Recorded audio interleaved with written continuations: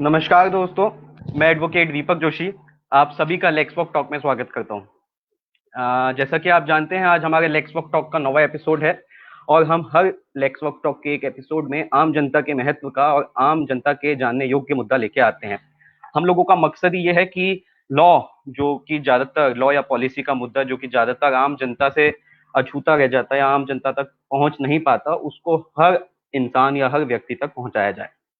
तो उसी कह लीजिए उसी हम उसी क्षेत्र में कह लीजिए हम एक आज एक नया मुद्दा लेके आए हैं, जो कि बहुत सारे हमारे दर्शकों ने हमसे बोला भी कि उस मुद्दे पे बात की जाए। और आज का मुद्दा है हमारा लेबरर्स का, migration and labourers during Covid, does there exist any law. यानी कि जो कोविड-19 के समय में माइग्रेशन की हमें घटनाएं सुनाई दे रही हैं और जो लेबरर्स का मुद्दा है जिस पे हम आए दिन न्यूज़पेपर में कुछ ना कुछ सुनते रहते हैं या सुप्रीम कोर्ट हाई कोर्ट के वेरियस ऑर्डर्स आजकल पास हो गए हैं, उस मुद्दे पे डिस्कस करेंगे। तो हम अपना डिस्कशन स्टार्ट करें उससे पहले मैं आप लोगों को अपने पैनलिस्ट से मिलवा देता हूं जो आज हमारे साथ मौजूद हैं। आज के हमारे पहले पैनलिस्ट हैं सुनील कुमार जी। नमस्कार सुनील कुमार जी। नमस्कार दीपक जी। सुनील कुमार जी अभी examiner of trademark and geographical indication है, trademark registry, department for promotion of industry and international internal trade, ministry of commerce and industry. और इससे पहले सर लीगल कंसल्टेंट थे ministry of law and justice में। एंड उससे पहले sir थे probation officer at integrated child protection scheme. इससे उससे भी पहले सर हमारे campus law centre university of Delhi में असिस्टेंट प्रोफेसर थे। आपका स्वागत है सर, बहुत बहुत thank you Deepak ji, thank you so much for giving me this opportunity. Welcome sir. आइए हमारे नेक्स्ट स्पीकर के पास चलते हैं। आज हमारे दूसरे स्पीकर हैं अभिषेक रंजन जी। अभिषेक जी वैसे तो पढ़ाई इन्होंने अपनी की है बीटेक में, लेकिन बीटेक में पढ़ाई करने के बाद आप लोग सोच रहे होंगे ये आज इस पैनल में क्या करें। बीटेक के बाद सर के बहुत से बदलाव किए। आज के वक्त में डायरेक्टर हैं Abhishek ji policy and research department के एवीसी भागीदारी में। उससे पहले अभिषेक जी एडवाइजर थे अरुणाचल प्रदेश के मध्य प्रदेश एमपी सॉरी अरुणाचल प्रदेश के मेंबर ऑफ पार्लियामेंट के। और उससे पहले 2015-16 लैम फेलोशिप जिसका मैं भी एक हिस्सा रहा हूं, 2015-16 के बैच के मेंबर थे। अभी अभिषेक जी ने एक बड़ी इंटरेस्टिंग फ्रेंड्स ऑफ बिहार करके एक मुहिम चलाई है, जिसके तहत वो जो लेबरर्स हैं बिहार के 60,000 लेबरर्स से टच में आए और उन लोगों की सहायता की। अभिषेक अभिषेक जी के पास एक पोस्ट ग्रेजुएट डिग्री भी है अर्बन प्लानिंग एंड डेवलपमेंट में। नमस्कार अभिषेक जी। नमस्कार दीपक जी। तो आप मैं से जुड़ा हूँ माइग्रेशन एंड लेबर इशू पे। तो आजकल तो ये बहुत प्राइम टॉपिक हो गया है और जैसा कि आपने बताया कि फ्रेंड्स ऑफ बिहार के थ्रू हम लोग करीब 60,000 लेबर तक पहुंचे और उनके विभिन्न तरीकों से हमने सहायता की है। तो उसके कंटेक्स्ट में रखते हुए मैं आज अपनी जो हमारे पॉलिसी और लॉ का जो एंगल होगा माइग्रेशन और लेबर से उसको रखूंगा। इसके लिए धन्यवाद। Welcome welcome to the show Abhishek. चलिए आज हमारे तीसरे जो स्पीकर हैं नितिन जी के पास चलते हैं। नितिन जी से मुझे ज्यादा परिचय करवाने की वैसे तो आवश्यकता नहीं है। नितिन जी हमारे बीच में आज तीसरी दफा आए हैं। नितिन जी अपना एलएलएम कर रहे हैं यूनिवर्सिटी ऑफ दिल्ली से। उससे पहले campus law centre faculty of law university of Delhi से ही नितिन जी ने अपना एलएलबी भी किया है और माइक्रोबायोलॉजी में इनकी बीएससी है। और नितिन जी इससे पहले सुप्रीम कोर्ट में लीगल रिसर्चर भी रह चुके हैं। आपका स्वागत है Nitin ji. Thank you so much Deepak. Hello everyone. चलिए आज के मुद्दे पे हम आगे बढ़ते हैं। जैसा कि मैंने आपको बताया कि आज का हमारा मुद्दा है माइग्रेशन एंड लेबरर्स पे। तो जैसा हर हमारे एपिसोड में होता है, हम एक टॉपिक को 3 सब पार्ट्स में डिवाइड करते हैं। तो उसी कड़ी में उसी ढंग को या उसी फॉर्मेट को फॉलो करते हुए आज का हमारा जो पहला टॉपिक है वो legal framework, role and responsibility of central government है। हमारा दूसरा जो पार्ट होगा वो होगा legal framework, role and responsibility of state governments. और हमारा जो लास्ट एंड थर्ड पार्ट होगा role, power and duty of judiciary. तो अपने पहले पार्ट को स्टार्ट करने के लिए मैं चलूंगा अपने पहले स्पीकर के पास जो कि सुनील जी हैं। सुनील जी के पास चलते हुए मैं लोगों को कुछ चीजें बता दूं कि आज जो डिस्कस होगा, मैं लाइट डाल दूं थोड़ा सा। आज के इशू में हम डिस्कस करेंगे कि कौन कौन से कॉन्स्टिट्यूशन के प्रोविजंस या आर्टिकल्स इसमें इन्वॉल्व हैं। जैसे कि आर्टिकल 14 कैसे इन्वॉल्व होता है, article 15, article 19(1)D, 19(1)E, article 21, article 23। आप चिंता मत कीजिए, सारे आर्टिकल्स को डिफाइन किया जाएगा। मैं बस एक फॉरवर्ड जैसे रिवाइंड होता है, मैं क्विक फॉरवर्ड दे रहा हूँ क्या क्या आज होने वाला है। और आर्टिकल 32, आर्टिकल 226 पे भी डिस्कशन होगा, 39E 42 पे डिस्कशन होगा, और कुछ एक्ट्स हैं जो स्पेशली लेबर के लिए बनी है, उन पे भी डिस्कशन होगा। तो सर के पास चलते हैं। आपके कोई सवाल हो तो आप हमें लाइव पे कमेंट कर सकते हैं, हमारे पास सवाल आ जाएंगे, हम अपने पैनलिस्ट से पूछ सकते हैं। Over to you sir. Sunil ji, you are on air. Thank you, Deepak ji. First of all, a very good evening to all my dear friends, and I wish you all are safe and spending a very good time with your family in the lockdown. As we all know that it's a havoc that has been created, or a pandemic that has been declared by the WHO during this time. So it's the time to convert the things into the opportunities. This is a time where whole world is suffering from this grave pandemic, and now it's the time that we can do for ourselves, when we can do for our nation. There are a lot of things we can do, and as we all are aware that whole world is in the tough time, and we all know that unprecedented actions require the unprecedented times. Unprecedented time requires the unprecedented actions by the all, and the pandemic due to COVID-19 that has led to a country into a grave situation with the social distancing, economic and medical challenges.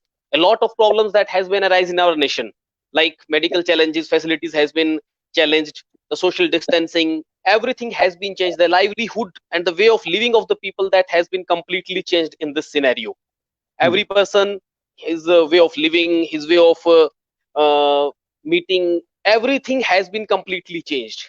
And it is not only the end, but we can say as though it's not much old things, it's merely a 6 months things. But now, as per WHO and Health Ministry of Health and Welfare, Family Welfare is saying that in the month of June and July, this pandemic will be in its apex, at its zenith. So it's our prime responsibility to be with the great changes and change ourselves according to the prevalent situations.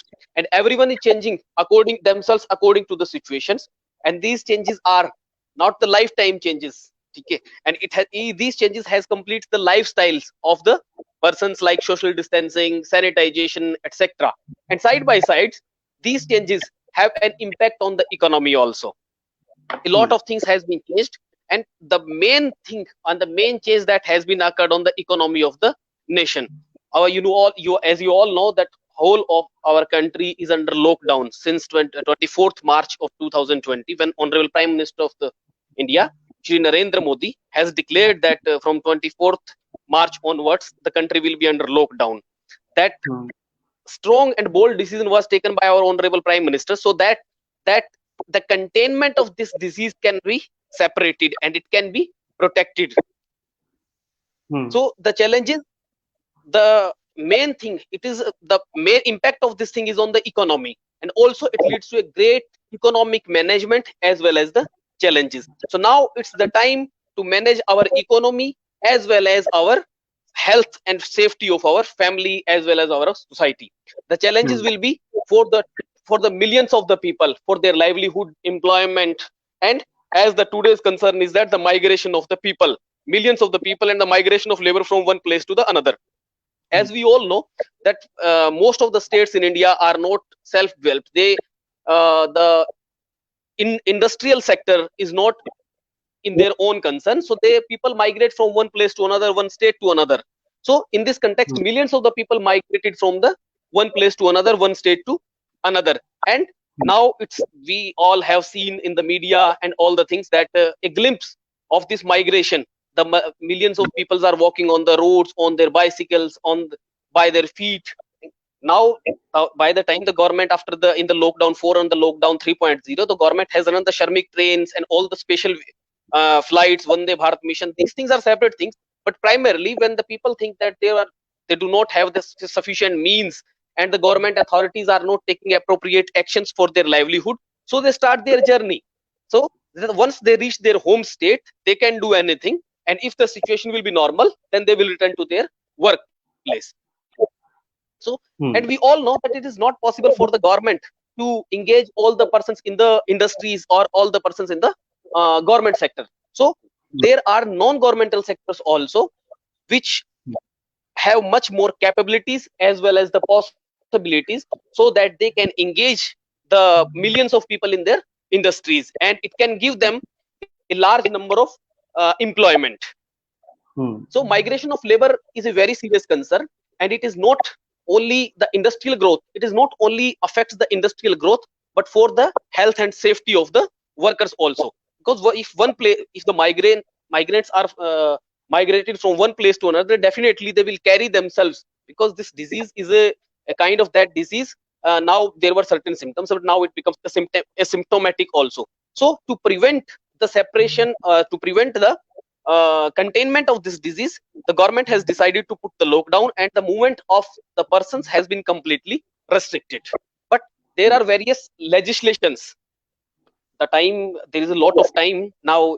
Almost 2 months, complete 2 months today. So that the peoples are staying and stranded in one place only. So there are various legislations for the welfare of the laborers. Earlier, after the independence, when India became signatory of the International Labour Organization, various certain acts were implemented. Then in that situation, various legislation was enacted for the welfare of the people, like Factories Act, we have Maternity Benefit Act, we have Minimum Wages, Industrial Disputes Act. There are various separate acts, but those statutes dealt with the separate specification.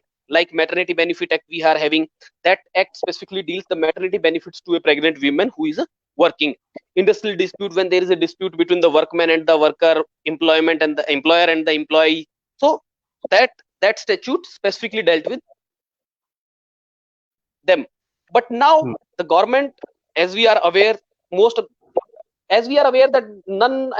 of the people have not heard the name of the statute that which has been specifically meant for the migration of the laborers. That we'll discuss in detail later on. But before the enactment of these acts, and before discussing these acts, we have our constitution. The most fundamental document of the constitution has been based on the fundamental ethos, and that has been pledged by us to defend and to protect our constitution. So which throughout whole of our constitution, which seeps throughout the whole scheme and the provisions, including the preamble. The preamble, which is very authoritatively speaks, and that has been adapted in the name that we, the people of India, that defended unequivocally that India is a sovereign, socialist, secular, democratic, and republic, and to further to secure all its citizens justice, equality, fraternity, unity, and integrity of the nation. Though I'll not go into the detail of our preamble, I presume that most of our viewers are aware about the preamble. That is the basic structure of the constitution. So the main purpose and the main intention of our constitution preamble is a key to open the mind of the framers of the constitution. So we can say the prime purpose to secure all its citizens with a dignified life and in a protected and an equal manner. So if we look at the word very carefully, our constitution provides that protecting the rights of citizens irrespective of their economic status, that as discussed by Shri Deepak Joshi ji, that Article 14 gives the equality, right to equality. So it is our constitution provides that equality of status and of opportunity, so that this equality, it gives the rights to the citizen irrespective of their economic status and assures the humans dignity. This sentiment further states that it takes the roads to the echoed in the form of the Part 3 and Part 4 of the Constitution, that is fundamental rights and directive principle of the state policy. Article 21, we have given the right to life and personal liberty. Article 38, 39, 41, 43, 46. We have a long list of these articles which provides that there are certain statutes that has been enacted specifically for the welfare of the people.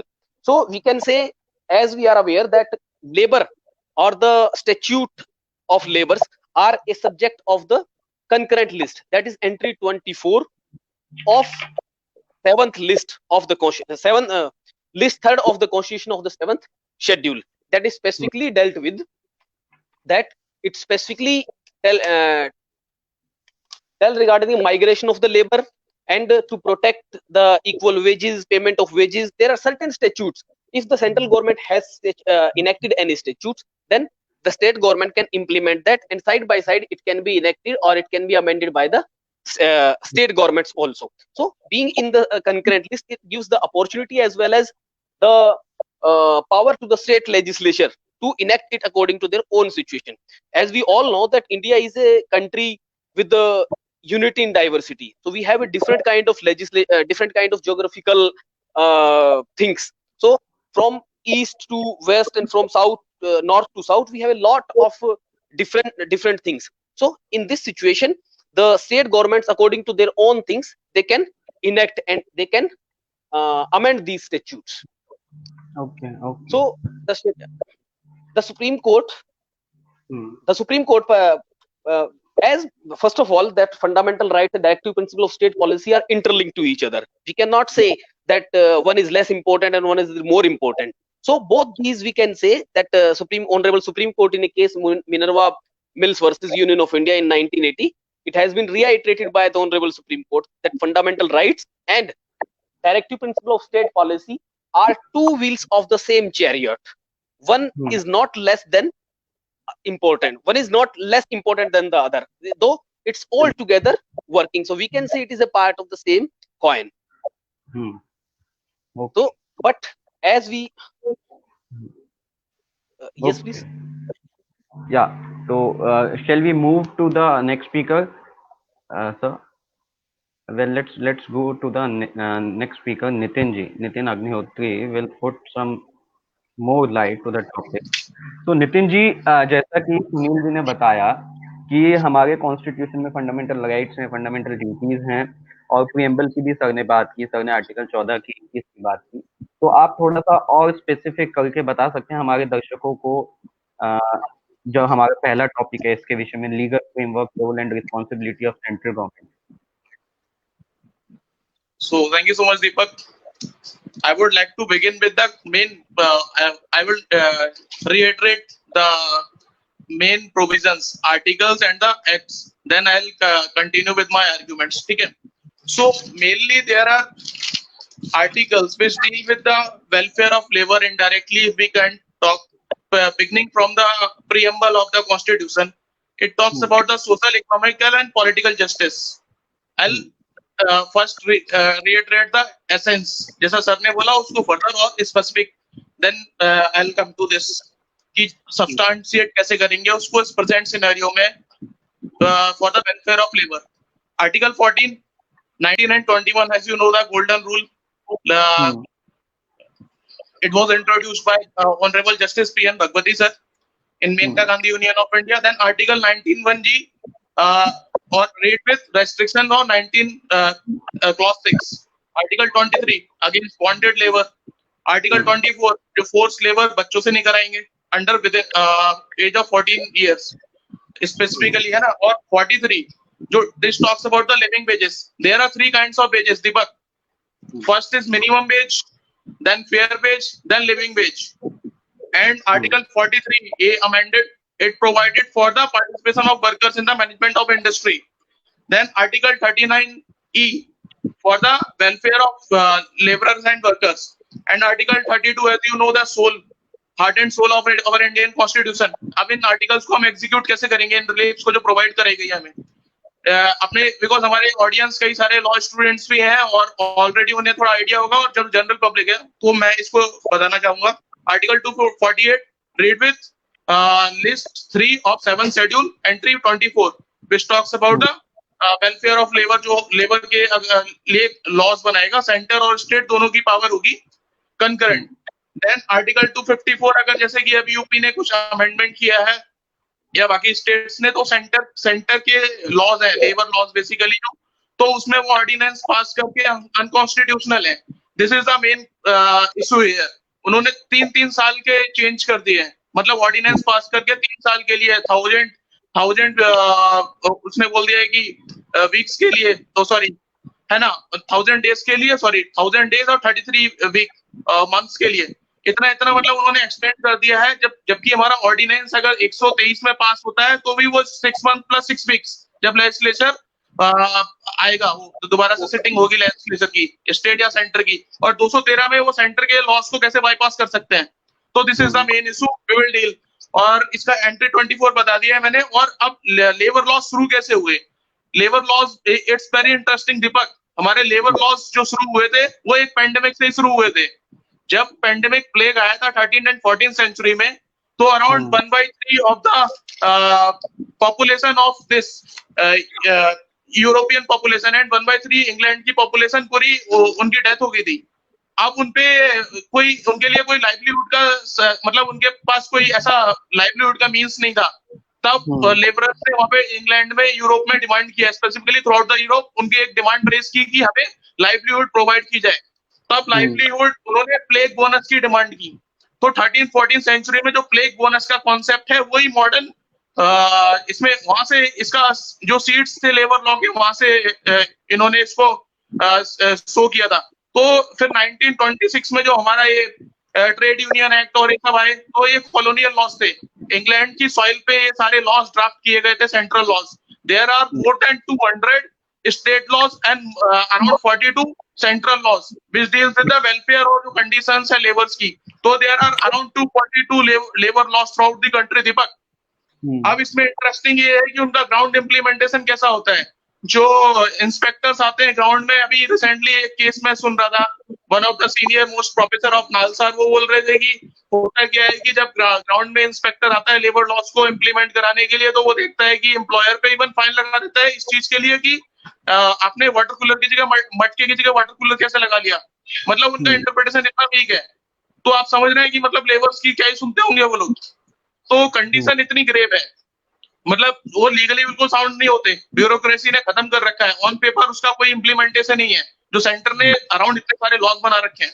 अब उसके बाद मैं एक court अभी आजकल बहुत famous है क्योंकि गुनाह पासपोर्ट का था और सजा मिली राशन कार्ड को, है ना। और रिसेंटली अभी आपने ज्योति की वो स्टोरी सुनी होगी कि 1200 किलोमीटर एक लड़की, मतलब अकेले भी नहीं, फादर को पीछे बैठा के वो साइकिल चला गया। Even president of United states, उनकी डॉटर ने, इवांका ट्रम्प ने उसको भी रिकॉग्नाइज किया। मतलब थ्रू आउट द वर्ल्ड उसकी काफी प्रेज कर रहे हैं सब कि उसके इतना एफर्ट्स, मतलब इंडिया में इतने मेहनती लोग हैं, तो इनके लिए हमें मतलब जो हमारे लॉस का इम्प्लीमेंटेशन है वो भी बहुत स्ट्रांग होना चाहिए, क्योंकि हमारी वर्कफोर्स इतनी ज्यादा है। और मैं आपको बताऊं, और ये मतलब 49.1% कॉन्स्टिट्यूट करते हैं टोटल जो हमारी वर्कफोर्स है, जो ये डेली वेज अर्नर्स हैं, और जिनके साथ मतलब इतना अभी एक्चुअली कोविड का तो अभी इतना इशू हुआ नहीं है। अभी तो हम लॉकडाउन से ही परेशान है सब। अभी जो कंट्री है हमारी वो लॉकडाउन से लड़ रही है कोविड से। तो जब लॉकडाउन ओवर होगा तब लड़ाई असली शुरू होगी, क्योंकि अभी जो सोशल डिस्टेंसिंग का वो कैसे एटिकेट्स फॉलो करती है हमारी पब्लिक, वो तब देखा जाएगा। तो देयर आर दीपक अराउंड, मैं आपको बताना चाहूंगा, there are around 487 million daily wage earners in India. उसमें 121 मिलियन कैजुअल वर्कर्स हैं। कैजुअल वर्कर्स दीपक 49.1% ये कॉन्स्टिट्यूट करते हैं हमारी टोटल वर्कफोर्स। तो कोई सोशल सिक्योरिटी नहीं है। इवन कैपिटलिस्ट स्टेट जो यूएसए है, उसमें भी अराउंड, उसमें आईएलओ की रिपोर्ट की वजह, जो आईएलओ की एनुअल रिपोर्ट आती है इंटरनेशनल लेबर ऑर्गेनाइजेशन की, हमारे जो कैपिटलिस्ट स्टेट है यूके और चाइना वगैरह, ये भी सोशल सिक्योरिटी प्रोवाइड करते हैं। हमारे यहाँ सोशल सिक्योरिटी का कोई कॉन्सेप्ट ही नहीं है। अब मनरेगा से भी कॉन्फ्लिक्ट है। जो मिनिमम बोला है, एवरेज जो आती है डेली वेज अर्नर्स की 247 रुपीज आती है उनकी इनकम, लेकिन जो कैजुअल वर्कर्स है उनकी 143। तो आप देख रहे हैं। और अभी मनमोहन सिंह गवर्नमेंट ने 2005 और 2007 में एक अमेंडमेंट करके अच्छी बात की। उन्होंने जो हमारा जो मिनिमम वेजेस था, इस एक्ट की मिनिमम वेज एक्ट 1936, इसकी एप्लीकेशन थी ओनली 1600, अप टू 1600 जो कमा रहा है मंथली, उस पे इसकी एप्लीकेशन थी। तो इसकी एप्लीकेशन भी बहुत नैरो और रेस्ट्रिक्टेड थी। अब इसको मनमोहन सिंह गवर्नमेंट ने 10,000 रुपीज तक रेज कर दिया, तो थोड़ा सा इसमें आ सकता है। मतलब अब जुरिडिक्शन ज्यादा हो गई है। अब होता क्या है कि लेबर कोर्ट्स जो हमारे डिसीजन दे रहे हैं, जो मेन दिक्कत आती है कि इम्प्लीमेंटेशन लेबर, मतलब कोई न्याय क्यों नहीं मिलता। वो जो मैंने आपको बताया इकोनॉमिक जस्टिस की बात, वो तो है ही। अब लेबर कोर्ट तो बड़ा फुल फ्लेज, बहुत अच्छे से इम्प्लीमेंट, लेबर लॉज हमारे बहुत अच्छे हैं, बहुत अच्छे से वो जस्टिस डिलीवर करते हैं। लेकिन होता क्या है, जब हाई कोर्ट अपील जाती है, सुप्रीम कोर्ट जाती है, तो जो एम्प्लॉयर है वो काफी इन्फ्लुएंशियल है, पैसा है उसके पास, ही इज रिच पर्सन, वो अच्छे एडवोकेट अफोर्ड कर सकता है आपके जैसे, तो अब लेबर्स के साथ क्या होगा? तो लेबर्स को तो बेचारे पुअर है, तो होता क्या है कि वो जो time lapse procedure judicial process उसमें वो पिसके रह जाते हैं और वो डिसीजन ओवरटर्न हो जाता है। सिर्फ जस्टिस जो कृष्णा अय्यर साहब थे वो प्रो लेबर थे, बाकी मैं महात्मा गांधी, हमारे राष्ट्रपिता महात्मा गांधी की एक स्टेटमेंट बताना चाहूंगा कि पॉवर्टी और illiteracy it is the biggest crime, वो सामने देखने को मिल रहा है हमें भी। और उसके बाद फिर जस्टिस वेंकट चलिया 25th chief justice of India, उन्होंने कहा था कि law is only for those who can afford it. तो ये अभी मतलब इसका प्रैक्टिकल एग्जांपल सामने आ रहा है। और अभी रिसेंटली हमारे justice Deepak Gupta supreme court of India जो रिटायर्ड अभी रिसेंटली हुए, उन्होंने भी कहा था कि law is handmade of this rich and powerful.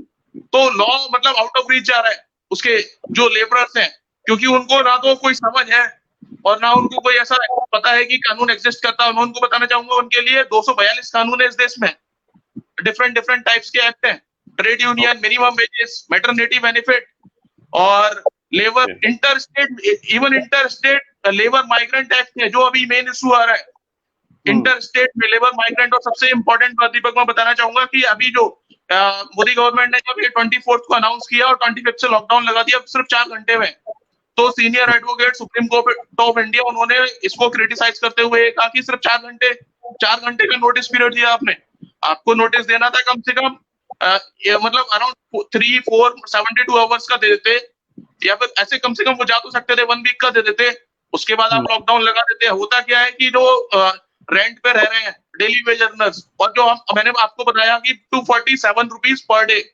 और 143 कैजुअल अर्नर के लिए, तो आप सोच रहे हो कहां से रेंट पे करेगा और कितना इशू हो रहा है। तो मतलब और उसके बाद उन्होंने बोला सिर्फ 4 घंटे का नोटिस दिया सीनियर एडवोकेट दूसरे में, मैं उनकी स्टेटमेंट साइट कर रहा हूँ सुप्रीम कोर्ट ऑफ इंडिया। तो उन्होंने ये मतलब ये बड़ा क्रिटिकल मामला था, एक टाइम उनको तो देना चाहिए था कि अपने डेस्टिनेशन पे पहुंच जाए, अपने घर में जाके चाहे कैसा ना हो बट अपनी फैमिली के साथ खुश रह सकते थे। ये और इंटर स्टेट माइग्रेशन लॉ है उसको मतलब इम्प्लीमेंटेशन उसका बिल्कुल जीरो, गवर्नमेंट की तरफ से सबसे बड़ा लैक हुआ। उनको कम से कम इस लॉ को थोड़ा ध्यान में रखना चाहिए था यार, एक कानून एग्जिस्ट करता है, कम से कम आप उसको ट्रेन जो चलाई थी लेबर डे पे चला दी, लेबर डे पे उनको याद आ गया 1 मई को की लेबर डे है, मजदूर दिवस है, हमारी वर्क फोर्स 49%। और एक दो बात और दीपक मैं पॉइंट आउट करना चाहूंगा, then I will finish within 1 minute. तो हिस्ट्री ऑफ लेबर लॉस तो मैंने आपको बता दिया, जो पैंडेमिक से शुरू हुई थी और पैंडेमिक में ही उसका असली वो दिख रहा है, सबसे ज्यादा जो पिस रहे हैं पैंडेमिक में वो पॉवर्टी और जो ये लेबर मतलब सबसे ज्यादा उन्हीं पे मार पड़ी है इसकी। और उसके बाद ठीक है, जो कॉलोनियल लॉस थे उनका इम्प्लीमेंटेशन आज तक मतलब उसको ग्राउंड पे ब्यूरोक्रेसी की वजह से, और मेनली जैसे कि हमारे जो पुलिस में होते हैं उनको आप सीआरपीसी का प्रोविजन पूछो, एक पुलिस वाले को मैंने 430 का प्रोविजन 429 का कोई प्रोविजन बता दिया था उसको बोलता है हमने तो ये रीड ही नहीं करते। मतलब एक केस आया था मेरे पास, तो उनको इतना कुछ नहीं है आइडिया उसका। और सेम ये लेबर इंस्पेक्टर्स के साथ भी इशू है, मतलब छोटी छोटी टेक्निकलिटीज को लेके लेबर्स को परेशान करेंगे बिकॉज उनका कोई सपोर्ट करने वाला नहीं है। और एक सबसे इंपॉर्टेंट बात, सुप्रीम कोर्ट का 1963 का केस है, trade unions under article 19(1)(c) ये रिकॉग्नाइज नहीं है, अभी तक रिकॉग्नाइज नहीं है, it's not a fundamental right. और होता क्या है उसमें लेबर और एम्प्लॉयर दोनों हो सकते हैं, तो हमारे कोर्ट ने इसको रिकॉग्नाइज क्यों नहीं किया? क्योंकि हम वेलफेयर स्टेट थे आजादी के टाइम, कोर्ट को लगा कि और कि हम वेलफेयर स्टेट है तो अपने आप ही मजदूरों का हक मान लेंगे, अपने आप ही देश ध्यान रखेगा। लेकिन आज हो क्या रहा है, कंडीशन जब मतलब कैपिटलिज्म की तरफ जा रही है, स्टेट कैपिटलिस्ट होता जा रहा है, तो उनका कोई ध्यान रखने वाला नहीं है लेबर्स का। तब दिक्कत ये आ रही है कि अब हमें ट्रेड यूनियन की जरूरत है, और वो कोई बुरी बात नहीं है, उसमें एम्प्लॉयर और लेबर सब होता है, दोनों का कॉन्ट्रीब्यूशन होता है। और ये आर्टिकल 19(1)(c) में सुप्रीम कोर्ट को रिकॉग्नाइज करना चाहिए। आज तक उसका 1963 का जजमेंट कभी ओवरटर्न नहीं हुआ, कभी उसको मतलब हायर बेंच ने उसको कभी ओवरटर्न किया ही नहीं। तो वो जजमेंट मतलब इट्स ऑल अगेंस्ट इस प्रो इंडस्ट्रियलिस्ट अप्रोच जो आज हम ले रहे हैं, जो सेंट्रल गवर्नमेंट जा रही है। और हम उसके बाद भी बात करेंगे नेक्स्ट सेशन में, आई विल टॉक अबाउट कि इसको नेक्स्ट जो मेरी चांस आएगी कि सेंट्रल ने जो किया है वो कुछ हद तक ठीक भी है इकोनॉमी को रिवाइव करने के लिए, बट इट्स ऑल अगेंस्ट। हम पूरा मैं उसको क्रिटिसाइज नहीं कर रहा हूँ, इट्स गुड, सब कुछ उन्होंने किया है, बट उनको थोड़ा ध्यान रखना चाहिए था क्योंकि हमारी जो ऑलमोस्ट मतलब आउट ऑफ अराउंड 40%, 49.1% जो एग्जैक्टली हमारी वर्क फोर्स है, मतलब कितना मेजर होता है यार, इट्स अराउंड 487 मिलियन। मतलब समझ रहे हैं कितनी ज्यादा वर्कफोर्स को, ऑलमोस्ट कितनी पॉपुलेशन का ये हो जाता है 30%। आप ऐसे नहीं ट्रेन कर सकते। तो थैंक यू सो मच। चलते हैं अभिषेक के पास चलते हैं। अभिषेक जी, जैसा कि नितिन जी ने काफी कुछ लॉ के बारे में बताया, आर्टिकल्स के बारे में बताया, आपसे हम उम्मीद कर रहे हैं क्योंकि आप पॉलिसी बैकग्राउंड से हैं, आप एडवाइजर भी रह चुके हैं एक मेंबर ऑफ पार्लियामेंट के, और आप अपना खुद का एक ऑर्गेनाइजेशन भी चला रहे हैं जो पॉलिसी में काम कर रहे हैं। तो सर आप हमें थोड़ा सा पॉलिसी के पॉइंट ऑफ व्यू से बताइए कि यहाँ पे क्या रोल होना चाहिए था गवर्नमेंट का, क्या रिस्पॉन्सिबिलिटीज थी पॉलिसी में, कहाँ लैग है। Over to you sir. जी, thank you Deepak, and thank you Sunil ji and Nitin ji for your insightful conversation. तो आपने तो सारा लॉ और पॉलिसी का एंगल ऑलमोस्ट कवर कर दिया है कि क्या लॉ एग्जिस्टिंग है और उसमें क्या क्या खामियां हैं, ये सब आप लोगों ने बताया। क्योंकि मैं अभी फ्रेंड्स ऑफ बिहार के थ्रू काफी माइग्रेंट लेबरर्स के साथ बात कर रहा था और उनकी समस्याओं को समझ पा रहा था जो इमीडिएट प्रॉब्लम्स थे। जैसे कि अभी जैसे तुरंत लॉकडाउन हो गया, सबसे पहले उन्हें जो समस्या आई कि भाई अब राशन नहीं है, उनके पास खाने की व्यवस्था नहीं है। अच्छा, कहीं पे खाने की व्यवस्था सरकार की तरफ किया गया तो उन्हें मालूम नहीं है कि कैसे वहां तक पहुंचना है। तो ये सब समस्याएं आ रही थी और उसके एक महीने उपरांत अभी जिस तरीके से ट्रेन खोला गया, फिर लोगों को एक वो सेंस ऑफ इनसिक्योरिटी भी है क्योंकि इन्हें इनकम तो रेगुलर बेसिस पे मिल नहीं जाती, इन्हें घर जाने का भी एक जो दिमाग में वो आता है कि भाई घर पहुंच जाओ तो आप अपने जगह पहुंच गए हो। अच्छा, एक और चीज है कि लॉकडाउन और कोरोना बड़ा अचानक से है, सबके लिए बड़ा अचानक से है। तो इनको इनके बीच करके फेक न्यूज फैलाया जाता है। जैसे मैं कल ही एक न्यूज देख रहा था, एक फेक न्यूज आया है कि 1 जून के बाद सरकार 6 महीने के लिए बंद कर रही है। आप समझिए इस तरीके का भी न्यूज अगर लोग आ रहे हैं तो सेंस ऑफ इनसिक्योरिटी बहुत ज्यादा है इनमें। तो सबसे पहले तो इस दिशा में काम करने की जरूरत है। ये जो इनसिक्योरिटी, ये तो हमें मालूम ही था कि ये लोग माइग्रेंट लेबरर जो है खासकर वो कितने इनसिक्योर हैं। उनका कोई जो मिनिमम वेजेस एक्ट है, सब सारे फलाना ढिमकाना सारी बातें हैं, लेकिन हम जानते हैं कि मिनिमम वेजेस एक्ट का इम्प्लीमेंटेशन क्या होता है। हमारे घर में जो लोग काम करते हैं या जो दफ्तरों में काम करते हैं, उनका सेंस ऑफ सिक्योरिटी मतलब ऑलमोस्ट निल है। कल को हम और आप बोल दे कि कल से मत हो, तो वो तो फिर कहीं के नहीं रहते, फिर उन्हें काम खोजने में 5-6 महीने का जो टाइम लगता है, जो भी समस्याएं सारी हैं। तो सबसे पहले मैं इसमें, जैसे नितिन जी और सुनील जी ने बताया कि कॉन्स्टिट्यूशन में ही इसका प्रोविजन दिया हुआ है, चाहे प्रेम्बल में हो, डीपीएसपी में हो, फंडामेंटल राइट्स में हो, सारा जगह मेंशन किया हुआ है। लेकिन जो सबसे बड़ी समस्या आ रही है वो इम्प्लीमेंटेशन की है। अब चूंकि ये लेबर और माइग्रेशन इशू ये कॉन्करेंट लिस्ट में है, तो जो लॉ बनेगा that should be made by the both centre and the state government also. तो इसमें मैं जो एक पॉइंट रखना चाहूंगा, एक आप लोगों ने अगर सुना होगा, पार्था मुखोपाध्याय कमेटी बनी थी माइग्रेशन को लेके, तो उन्होंने कुछ रिकमेंडेशन किए थे। क्योंकि वो सीपीआर के तहत बनाया गया था, housing and elevation poverty alleviation ministry की तरफ से था। तो उन्होंने कुछ रिकमेंडेशन दिए थे कि अगर जो लेबरर आपके एक स्टेट से दूसरे स्टेट में जा रहे हैं तो उनके लिए क्या प्रोविजन होना चाहिए। तो पॉलिसी के एंगल से जब भी हम आगे की अब बात करेंगे तो फ्यूचरिस्टिक बात करेंगे, चूंकि हम एक्सपोज हो गए हैं कि किस तरीके से लेबर और माइग्रेशन का इशू बहुत क्रिटिकल हो गया है और इसमें बहुत हद तक सारी सरकारें नाकाम रही हैं। तो हमें अब पॉजिटिवली सोचना पड़ेगा कि कैसे आगे के समय में जब एक बार ये कोरोना और इसका इशू सेटल कर जाएगा तो किस तरीके से इस पे काम करेंगे। एक तो जो सबसे इमीडिएट चीज का रिक्वायरमेंट है, जैसे बिहार स्टेट का मैं बताऊंगा आपको एग्जांपल, तो अब जो लेबर वहां अभी देखिए 2-3 मई के बाद शायद 20 लाख के करीब लोग वहां पहुंचे हैं। तो सरकार को उसकी व्यवस्था करनी पड़ेगी। सबसे पहले क्वारंटीन सेंटर की जो सारी व्यवस्थाएं की गई हैं, फिर 2-3 महीने बाद अगर हम सोच रहे हैं कि थोड़ी स्थिति स्टेबल हो जाएगी तो किस तरीके से उनके लिए एम्प्लॉयमेंट जनरेशन करना होगा, वो सबसे बड़ी समस्या है। तो उसमें अभी कल परसों मेरी बात हो रही थी वहाँ के एक ऑफिसर से, उन्होंने बताया कि अभी स्किल मैपिंग हम कर रहे हैं।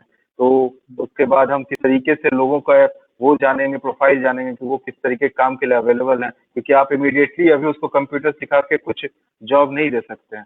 तो जो हमारे लेबरर हैं उनके लिए एक पूरा मैपिंग करना पड़ेगा, जो मुझे लगता है एक सेंट्रल लेवल पे भी एक मैपिंग की आवश्यकता थी कि किस जगह पे कितने लेबर, अगर वो डेटा हमारे पास रहता पॉलिसी पॉइंट ऑफ व्यू से, तो हम शायद उसको टैकल आसानी से कर पाते। लेकिन चूंकि ऐसा कोई डेटा अवेलेबल नहीं था, तो हमें जानकारी में नहीं था कि कौन सी चीजें कहाँ, मतलब कौन से वर्कर कहाँ पे हैं और किसको किस तरह की समस्याएं आ रही हैं। तो इस तरीके मतलब सारा प्रॉब्लम उसमें अराइज हुआ। तो अभी जैसे मेरे कुछ पार्टीज का भी ये रिकमेंडेशन आया है कि अभी इमीडिएट मेजर लेने की आवश्यकता है और उसमें कुछ बेसिक इनकम एश्योर करना पड़ेगा।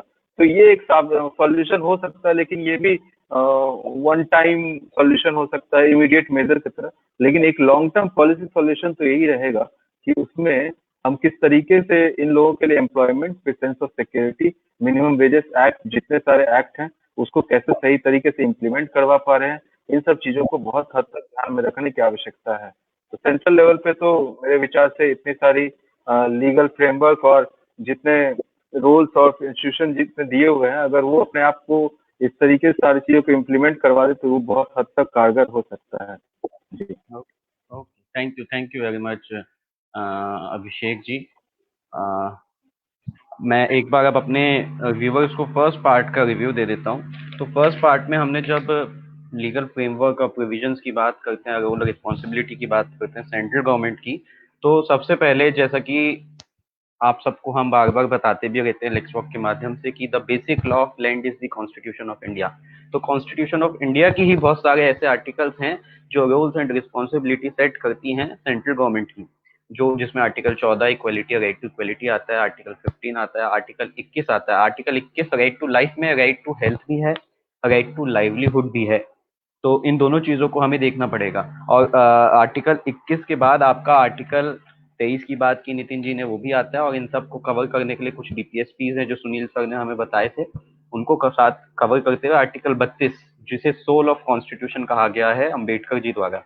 सोल ऑफ कॉन्स्टिट्यूशन ऐसे है कि जितने भी आर्टिकलों की मैंने अभी तक बात की, उनको यदि आपको इम्प्लीमेंट करना है तो आप आर्टिकल 32 में सुप्रीम कोर्ट सीधा जा सकते हैं। सुप्रीम कोर्ट की बात आती है तो हम थर्ड टॉपिक पे उसकी बात करेंगे, लेकिन पहले बात करते हैं स्टेट की। जैसा कि आपने सुना होगा, हमारे तीनों ही स्पीकर ने एक बात बोली कि ये जो सब्जेक्ट है लेबर का, ये कॉन्करेंट लिस्ट में आता है, यानी कि स्टेट और सेंटर दोनों की जिम्मेदारी है और दोनों का हक भी है कि वो इस इशू पे कानून बना सकते हैं। तो जब जिम्मेदारी और हक दोनों हैं दोनों के, तो रिस्पॉन्सिबिलिटी दोनों की तय होगी। तो स्टेट की जहां तक बात होती है, तो आपको याद होगा 8 मई के आसपास की बात है, औरंगाबाद में एक कुछ लेबरर्स हैं, जा रहे थे ट्रैक पे, ट्रेन आती है, उनके ऊपर से चली जाती है और लेबरर्स की मौत हो जाती है। और इसके लिए अब आप ये बताइए, इसके लिए स्टेट गवर्नमेंट जिम्मेदार है, रेलवे जिम्मेदार है, किसकी जिम्मेदारी है? या हमारे दर्शक ने हमसे एक सवाल भी पूछा है, वो सवाल रख के मैं नितिन जी के पास ही चलता हूँ पहले, क्योंकि उसमें थोड़ा लीगल एंगल आ जाता है। हमारे दर्शक ने हमसे सवाल पूछा है कि दिल्ली गवर्नमेंट ने एक अभी ऑर्डर इशू किया था, जिस ऑर्डर में दिल्ली गवर्नमेंट ने कहा था कि जो भी हमारे लैंडलॉर्ड हैं दिल्ली में, वो लैंडलॉर्ड स्टूडेंट से और लेबर्स जो हैं, माइग्रेंट वर्कर्स जो हैं, उनसे जो आपका रेंट है वो नहीं लेगी। अब हमारे दर्शक का सवाल ये है कि वो जो लैंडलॉर्ड है वो क्यों बियर करे ये कॉस्ट, क्यों ना गवर्नमेंट वो रेंट दे देती है लेबर और स्टूडेंट की जगह। तो अब इस चीजों को समझते हुए, देखते हुए हम ये समझना चाहेंगे कि स्टेट गवर्नमेंट की क्या रिस्पॉन्सिबिलिटी है। Over to you Nitin ji. Thank you so much Deepak ji. मैं आपको बताना चाहूंगा कि सिचुएशन क्या है अभी। जो ये आपने लैंडलॉर्ड, सबसे पहले मैं इसी को सॉर्ट आउट करता हूँ। जो लैंडलॉर्ड और ये इसका टेनेंट वाली बात कही, तो इसमें सुप्रीम कोर्ट का क्या कहना था कि जो एम्प्लॉयर्स हैं, अभी रिसेंट जो सुप्रीम कोर्ट ने एक पिटीशन डिसमिस की, उसमें कहा कि जो एम्प्लॉयर्स हैं, अब बोल रहे हैं कि वो जो मार्च में बोला था जब लॉकडाउन लगाया कि इसको इनको सैलरी फुल देनी चाहिए, तो अब वो बोल रहे हैं same question to draw analogy कि एम्प्लॉयर उसको क्यों बियर करे। ये सुप्रीम कोर्ट का कहना था कि एम्प्लॉयर क्यों बियर करे। तो आप समझ रहे हैं, तो सेम बात वो है कि लैंडलॉर्ड क्यों बियर करे। तो इस टाइप से गवर्नमेंट को जैसे 20 लाख का पैकेज दिया, वो इनडायरेक्टली इकोनॉमी को रिवाइव करने के लिए लेबर्स का उससे कोई डायरेक्ट बेनिफिट हो नहीं रहा है। तो उस टाइप का थोड़ा सा कुछ दिया जा सकता था, जैसे किसानों के अकाउंट में दिया गया कुछ पैकेज, जो अभी मोदी गवर्नमेंट की स्कीम है कि किसानों को थोड़ा सा 2000 या फिर वो जो 6000 मतलब एनुअली उस टाइप का पैकेज देंगे कुछ। तो ऐसा लेबरर्स को भी दिया जा सकता था, स्पेसिफिकली जो कैजुअल वर्कर्स हैं या फिर मतलब जो सोशल सिक्योरिटी उनका मतलब जीरो है, कुछ है ही नहीं उसके नाम पे।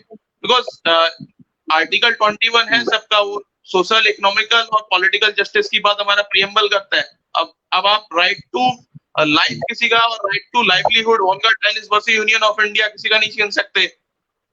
तो और फिर राइट टू हेल्थ की बात आ रही है, अब वो इतना ट्रैवल करके जा रहे हैं, मतलब सारी आपने जो स्टेट की कन्वेंस है, मैं बताऊं तो आपको दीपक की टैक्स तो जो किसी को अगर थोड़ा ईगो हो कि हम रिच हैं तो हमें टैक्स देते हैं, टैक्स एक लेबरर भी देता है, क्योंकि जो ड्यूटी लगती है जो स्टेट की, अगर कोई माचिस भी खरीद रहा है, कोई थोड़ी सी अल्कोहल ले रहा है या फिर कोई डेली यूज की कोई भी चीज ले रहा है, तो जो एमआरपी है उस पे हर कमोडिटी पर टैक्स लगता है, चाहे वो ज्यादा पे ना करता हो, थोड़ा तो करता है। तो सबका हक है कि वो अवेल करे, और अगर वो टिकट भी खरीद रहे हैं, रेलवे का भी कुछ ले रहे हैं, तो मतलब सब पे वो कुछ ना कुछ पे कर ही रहे हैं, कुछ ना कुछ किसी ना किसी फॉर्म में टैक्स पे कर ही रहे हैं। ऐसा कुछ नहीं है कि सिर्फ अमीर आदमी ही टैक्स पे करता है। तो अब इस पे मैं आना चाहूंगा दीपक जी, अब स्टेट गवर्नमेंट का role, state government around they have 200 acts within their jurisdiction, while the center है around 42 out of 240 plus 242 around acts है हमारे टोटल लेबर के, जो मैंने आपको बोला पहले। तो इसमें क्या है कि अब स्टेट ने सबसे बड़ी गलती क्या की है, अब मैं आपको ले जाना चाहूंगा कि आर्टिकल 123 और आर्टिकल 213 देखिए आप कॉन्स्टिट्यूशन ऑफ इंडिया का, उसमें है कि if you they have pass ordinance, 3 साल का ऑर्डिनेंस पास कर दिया उन्होंने, मतलब 3 साल का ऑर्डिनेंस आपने सुना है, like if you have even थोड़ा सा भी आपको स्लाइड कॉन्स्टिट्यूशन की नॉलेज है तो यू विल गेट इट कि मैं क्या कहना चाह रहा हूँ कि मैक्सिमम ऑर्डिनेंस की वैलिडिटी होती है 6 मंथ्स, बिकॉज 2 सेशन पार्लियामेंट के या फिर जो स्टेट लेजिस्लेचर का है उसमें मैक्सिमम 6 मंथ्स का डिफरेंस हो सकता है 2 सिटिंग्स में, plus 6 weeks, within 6 weeks they have to उसको एक्सेप्ट, उसको वैलिडेट करना होगा। तो 6 मंथ्स प्लस 6 वीक्स, इससे ज्यादा हो ही नहीं सकती। अब उन्होंने 1000 days MP UP 1000 days 33 months, मतलब एक ही बात है वो 33 मंथ्स या 1000 डेज का, उन्होंने ये बोल दिया कि ऑर्डिनेंस ये चलेगा, लेबर लॉ सस्पेंड। तो ऐसे नहीं कर सकते।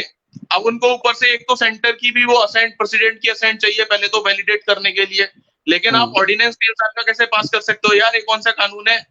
ये हाई कोर्ट या सुप्रीम कोर्ट उसको सीधा जुडिशरी, मतलब जुडिशरी को थोड़ा अपना वो माइंडसेट, मतलब अभी इस पे काफी जितने कॉन्स्टिट्यूशनल एक्सपर्ट्स थे उनके भी व्यूज में सुन रहा था, vice chancellor of NALSAR university Faizan Mustafa sir, and there was one Vasanthi, Professor Vasanthi, and there was one हमारी कमला शंकरन मैम है जो दिल्ली यूनिवर्सिटी में एक्सपर्ट, तो कॉन्स्टिट्यूशन के इवन जस्टिस चंद्राचूड का भी सुन रहा था मैं, honourable supreme court of India के जज। तो मतलब होता है क्या है कि आप ऐसा एकदम इलॉजिकल ऑर्डिनेंस नहीं पास कर सकते। और उसके बाद जो डीसी बाजवा का जजमेंट था 1986 का कि आप ऑर्डिनेंस को मिसयूज कर रहे हो, ordinance are just to substantiate law, अगर उसमें कोई लूप होल है तो आप उसको सब्सटेंशिएट करोगे, रिपील नहीं कर दोगे आप ऑर्डिनेंस यूज करके। डीसी बाजवा में अनकॉन्स्टिट्यूशनल कहा था ना, मल्टीपल ऑर्डिनेंस पास करना है तो उसको अनकॉन्स्टिट्यूशनल बोला जाएगा। अब बात क्या है कि मिनिमम वेजेस एक्ट सबसे इंपॉर्टेंट है जो आता है, क्योंकि अगर कोई जॉब कर रहा है, कोई वर्क कर रहा है लेबरर, तो या कोई भी कर रहा है तो वो किस लिए करता है, वो लाइवलीहुड अर्न करने के लिए करता है, वेजेस अर्न करने के लिए करता है। तो यहाँ पे जो बात आ रही है कि मिनिमम वेजेस एक्ट, जो हमारा payment of wages act, sorry payment of wages act, और उसमें क्या है कि resolution of disputes, working condition, social security, timely payment of wages. अब पेमेंट ऑफ वेजेस क्या है कि अगर 1000 से कम का वर्क फोर्स है तो विद इन 7 डेज मिल जाने चाहिए। पहले क्या होता था कि पेमेंट जो एम्प्लॉयर्स करते थे वो काइंड और कैश किसी में भी कर देते थे, उनकी मर्जी थी। तो हमें 1936 में एक्ट लाने की इसलिए जरूरत पड़ी। इसका बैकग्राउंड ये है दीपक, होता है क्या है कि वो पहले कुछ भी देते थे, अगर एक मजदूर जो है वो मिल में, कपड़ा मिल में बहुत दिक्कत थी, जो मेन उस टाइम इंडस्ट्री होती थी, बिकॉज हमारी इकोनॉमी तो ओपन थी नहीं, तो मेनली कपड़ा मिल चलती थी। तो क्लॉथ मिल्स में होता क्या था कि अगर एक कपड़ा किसी की गलती से फट भी जाए लेबरर की, तो उसे फटा हुआ कपड़ा पकड़ा देते थे, और उससे जो बिल्कुल एकदम फिनिश्ड, मतलब सबसे जो ब्रांडेड न्यू क्लॉथ है, जो फिनिश्ड प्रोडक्ट है, उसका उससे अमाउंट डिडक्ट कर लेते थे। तो इतनी ज्यादा जाती थी हमारे लेबरर्स के साथ, तो उनकी कंडीशंस बड़ी डिफिकल्ट थी। वो आप जो बोले, मतलब जो एनिमल्स की होती है उस टाइप से, कोई राइट टू लाइफ तो थी, लेकिन राइट टू डिग्निटी, मतलब डिग्निफाइड लाइफ नहीं थी, जो सुप्रीम कोर्ट का कहना था ये बंद हुआ उसमें, sorry Bodhisattva Gautam versus state of West Bengal में की, और इसमें फ्रांसिस कोरेलिन जो case supreme versus NCT of Delhi supreme court ने डिसाइड किया था, तो कि डिग्निफाइड लाइफ होनी चाहिए। आप मतलब ये थोड़ी कि आप किसी वो डॉग या फिर वो उस टाइप के एनिमल की तरह आप जिंदगी जिए जा रहे हैं। मतलब there should be some respect. आपकी मतलब इज्जत होती है, आपकी राइट टू रेपुटेशन है। तो उसमें फिर अब उनको इस एक्ट के अकॉर्डिंग 1000 से ज्यादा का वर्क फोर्स है तो मैक्सिमम 10 डेज में दे देना चाहिए। और अगर उससे भी ज्यादा लेट कर रहा है एम्प्लॉयर तो मैक्सिमम 1 मंथ में आपको पे कर देना चाहिए वेज। उससे ज्यादा यू कांट विदहोल्ड। 1 मंथ से आप डिले नहीं कर सकते वेज पे करने में। This is the law. ये सेक्शन 5 बोलता है पेमेंट ऑफ वेजेस एक्ट का 1936। तो अब May 6 को ऑर्डिनेंस पास किया यूपी गवर्नमेंट ने।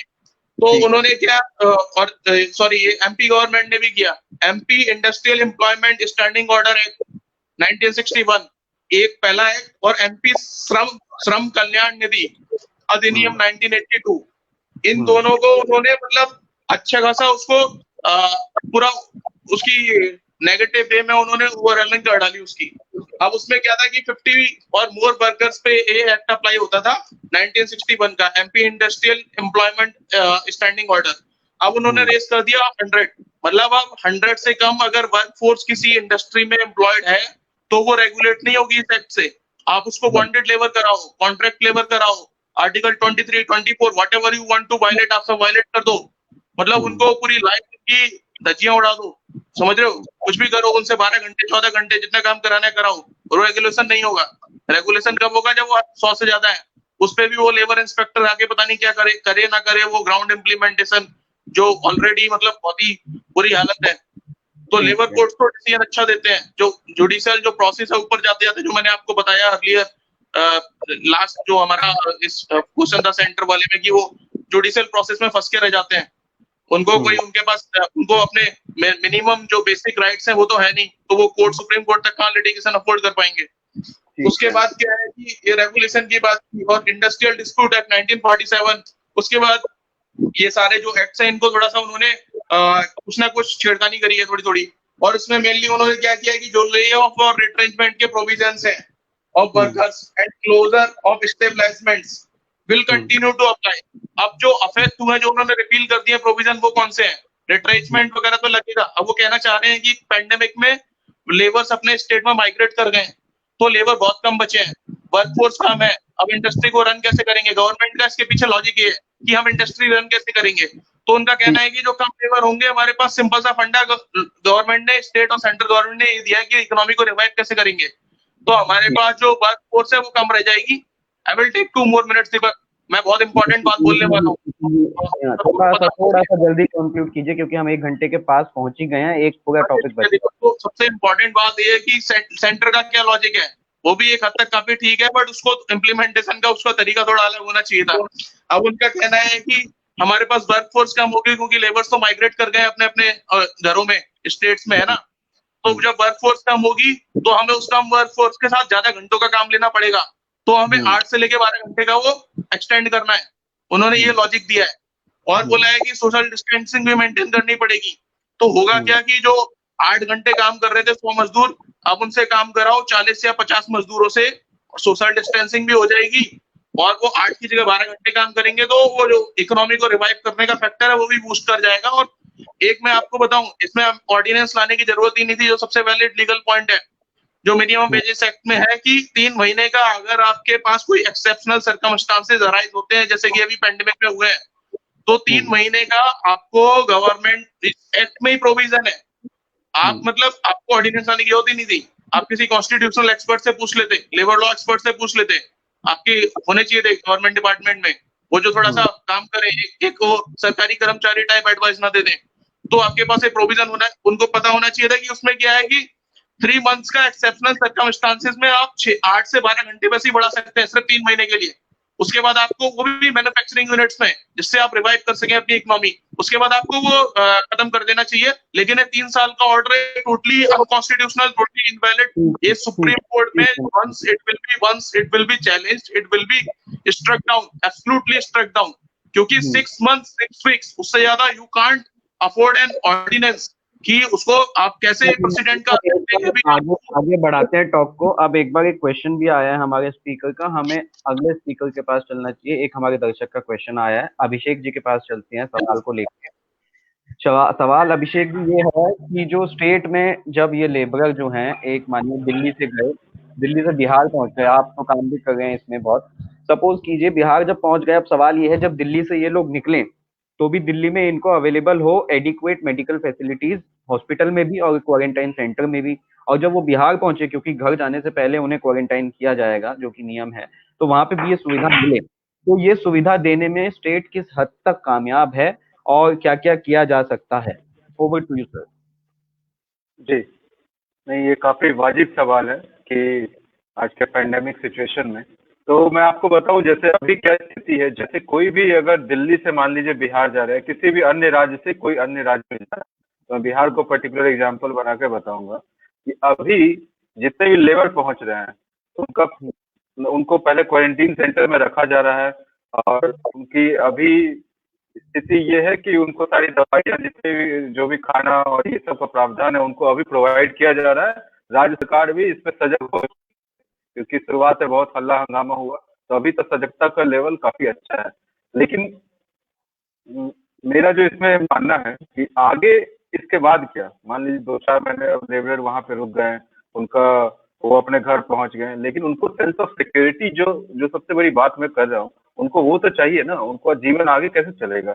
हमें जो बाहर में शहरों में रह रहे हैं, ब्लू व्हाइट कॉलर जॉब कर रहे हैं, उनको तो बहुत आसान है, लेकिन हमें इस बात पे सरकार सरकार की तरफ से ये सोचना होगा कि सरकार, राज्य सरकारें जितनी है वो कैसे इस बात को आगे बढ़ाएंगी। तो इसी क्रम में मैं फिर से पार्था मुखोपाध्याय कमेटी के कुछ रिकमेंडेशन लाऊंगा। उन्होंने ऐसा कहा था कि जो भी माइग्रेंट लेबर, देखिए बिहार से फिर हो सकता है पंजाब जाएंगे, महाराष्ट्र जाएंगे, जहां भी जाएंगे, उनको फिर आवश्यकता है वहां पे सबसे पहले की रजिस्ट्रेशन कराने का, और रजिस्ट्रेशन का प्रोसेस बहुत सिंपल कर दीजिए। मोबाइल तो आज आपके पास, सबके पास दे दिया है आप लोगों ने, फिर जनधन अकाउंट आपने दे दिया है, तो मोबाइल के थ्रू, एक एसएमएस के थ्रू वो अपना रजिस्ट्रेशन करवा ले कि भाई मैं इस जगह पे, इस स्टेट से आया हूँ, यहाँ पे मेरा काम, यहाँ पे ये होगा। तो एक तो रजिस्ट्रेशन के साथ रिकॉर्ड रहेगा, तो ये रिकॉर्ड दोनों जगह रहेगा, एक जिस स्टेट से आप आए उनके पास भी रहेगा, और जिस स्टेट में आप काम कर रहे हो उनके पास भी रहेगा। उसके बाद one nation one ration card की बात चल रही है, तो जो पीडीएस की सुविधा है उसको बिहार में मिल रहा था, वो उसको महाराष्ट्र में या गुजरात में या जहाँ पे भी हो वहां पे उसको सुविधा मिले। अगर हम इस तरीके से सोशल सिक्योरिटी को बढ़ा सकते हैं, उनके हेल्थ इश्यूज को सॉल्व कर सकते हैं, उनके जो बच्चे रहेंगे उनको सर्व शिक्षा अभियान या किसी भी अभियान के तहत जोड़ के उनको पढ़ाई कर दे सकते हैं सुविधा, या और भी जो भी सुविधाएं उपलब्ध हो सकती हैं, हेल्थ की सुविधाएं उनको दिला सकते हैं। तो इस तरीके से उनके सोशल सिक्योरिटी को बढ़ा के हमें आगे उस दिशा में पॉलिसी को लॉ लॉ के रूप में बना के उसको काम करना होगा। जी okay, thank you very much Abhishek ji. मुझे आपके स्पीच की सबसे अच्छी पार्ट लगती है, आप टाइमली निपटा देते हैं टॉपिक को अपने, वेरी मच फॉर दैट। हम अब इसी टॉपिक को लेके चलते हैं, हमारे सेकंड टॉपिक को लेके चलते हैं, हमारे सेकंड टॉपिक के लास्ट स्पीकर सुनील जी के पास।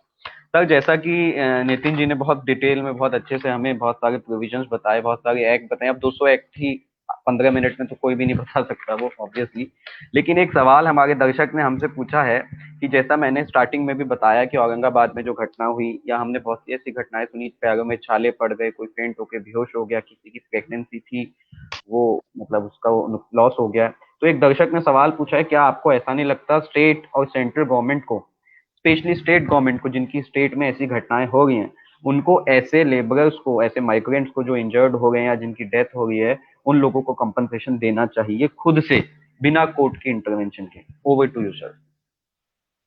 Deepak ji, first of all, the thing is, the compensation at this point of time is a separate issue. But first of all, we should dealt with the, if we go by the 7th schedule of the Constitution list, then we have a provision, we have a list 24 which provides entry 24, that welfare of labor, including conditions of the work, provident fund, employees liability, compensation, invalidity, and old age pension, maternity benefit act. All these are the subjects of concurrent list, and hence the responsibility of the state government becomes more over to the central, because the peoples are working in the state, so it is the responsibility of the state government. So in this context, we have a statute that though that is a very hidden statute, or I can say that a very we can say that it is that statute which has been implemented 4 decades ago, but I don't think so whether it has been used or whether that has been implemented or having an statute is a separate thing, and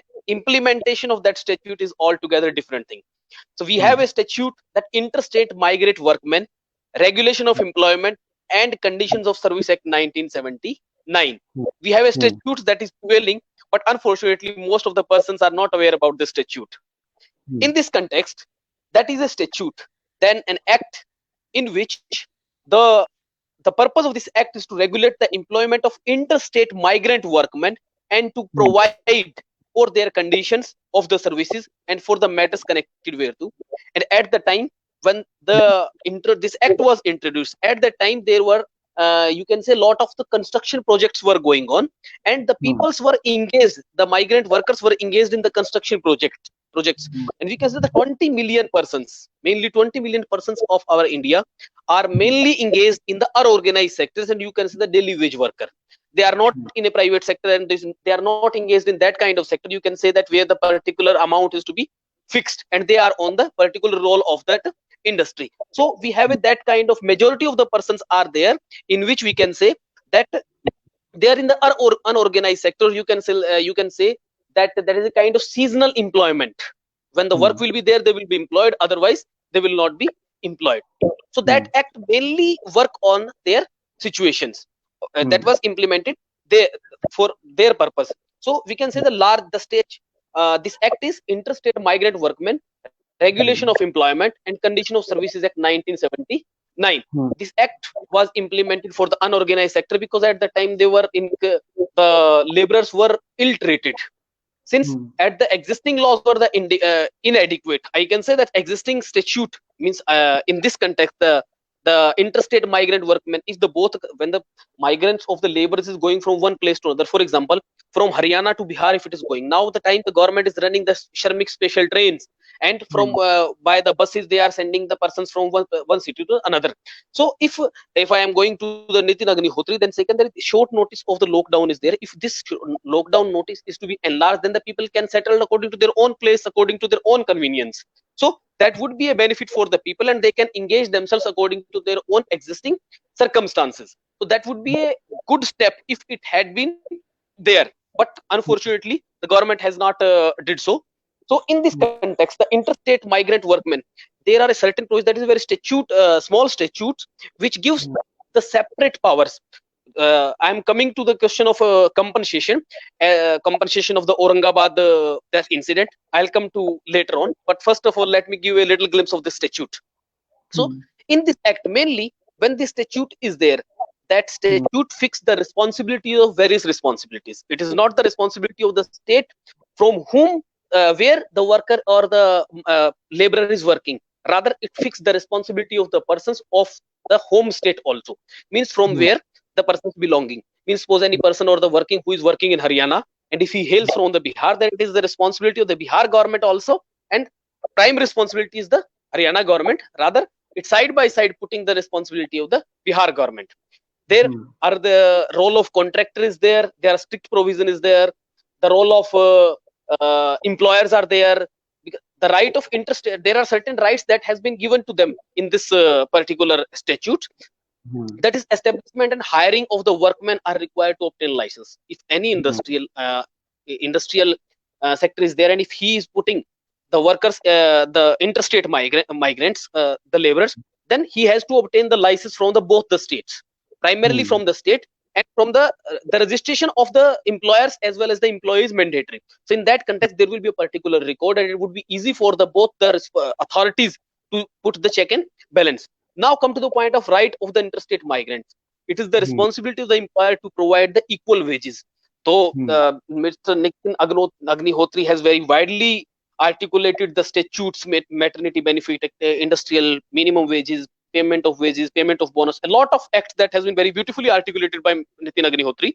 So side by side, those are, we can say, the prime act. But if it comes in the present context, then that becomes statutory. That becomes secondary act. Now the Prevalence Act, though our government is not taking this statute very seriously, the interstate migrant workers can be implemented properly. And if this act would have been implemented in that situation, there can be the conditions, the better conditions to the employment can be generated. So in this statute provides the rights to the employer also and rights to the workers also. In the rights of the workmen, it is the equal wages which is providing. Displacement allowances, that is the, if any person who is displaced from one place to another, displacement allowance to be there. Home journey allowance should be, home journey allowance is there. Residential accommodation is there. Right to lodge a complaint. There are various rights that has been given, but as we all know that our labor laws implementing authorities are very weak, and the person who is raising the voice against the exploitation in these industries, then there is a loss of losing the job also. So they are the worker class, and they are not so much aware about these things. So there are a lot of contractors also, role of principal employer as well as the role of state government. The very important thing in this statute is there, the appointment of inspectors is there, who can conduct the inspection in the premises. But it is not only the inspector where the industry is located, rather the power has been given to the persons of that state from whom the labor has been migrated. Means from Bihar, from Uttar Pradesh, from their native place, those persons, the authorities can inspect the premises in this particular state. Suppose the person hails from Haryana and is working in Bihar and Uttar Pradesh, then the authorities can go and visit the that particular place. Besides this, we have certain provisions that has been given, that the cognizance under section 25, the punishment has been given that if there is a contravention of this statute, then a 1 year punishment is there or 1,000 fine is there. And even if it is a continuing offense and the person is making the continuous separate, then the 100 rupees fine for the each consecutive day, for every day, 100 rupees fine will be increased. The cognizance of this offense shall be taken by the metropolitan magistrate or judicial magistrate of the judicial magistrate first class. Limitation period is 3 months. And besides this act is a important act. Side by side, the statute has been given that the additional act will also be implemented all together. The interstate migrant worker statute shall also be read together with the Workmen Compensation Act, Payment of Wages Act, Industrial Dispute Act, Employees State Insurance Act, Employees Provident Fund and Miscellaneous Property Act, Miscellaneous Provisions Act, and the Maternity Benefit Act. These are the broad provisions of this statute. But before that, I would conclude this thing. I would like to quote one thing of our framer of the Constitution, that's Dr. B.R. Ambedkar, that referred the DPSP as an instrument of instruction. Directive Principle of State Policy as the instrument of instruction, and stated that we do not want merely lay down a mechanism to enable the people to come and capture the power. Rather, we should, the condition should be also be to wishes to lay down the ideal before whom we would be forming the government. So we are not only to enable the people to come and rule us, rather we should have the power to check and to put them in the ideal of economic democracy, so that we can say them that whatever you are doing, that is correct and that is not correct. Now come to the question that is whether the compensation is to be given or not. Though if these steps have been taken by the government earlier, because the people were hopeless, the migrant people, the migrant laborers were hopeless at how much time it will take. So it's better to go their home state, and whatever they will do for their livelihood, that will be good. Because in the lockdown, there were various obstacles were there, like of their livelihood, of their health. There are various sectors. So the state government should give the interim compensation to those persons, or and if it would not have been there, then the state government should make the earlier. If the government has made these efforts earlier, they would not have worked together towards the railway track. And if they were not having to like this, then this incident would not have taken place. So the state government should actually given the compensation to the victims. Okay. Thank you. This important, I can say, this statute should be implemented very strictly, and this is the time that we can say that everything happens for a good reason, we can say in general sense. But if this act was you can say that in the dormant stage, now it's the time to strengthen this statute in a very in that sense, and to implement it properly, and the more powers to be given to the state the authorities, so that it can be implemented very beautifully. Okay. Thank you very much, sir.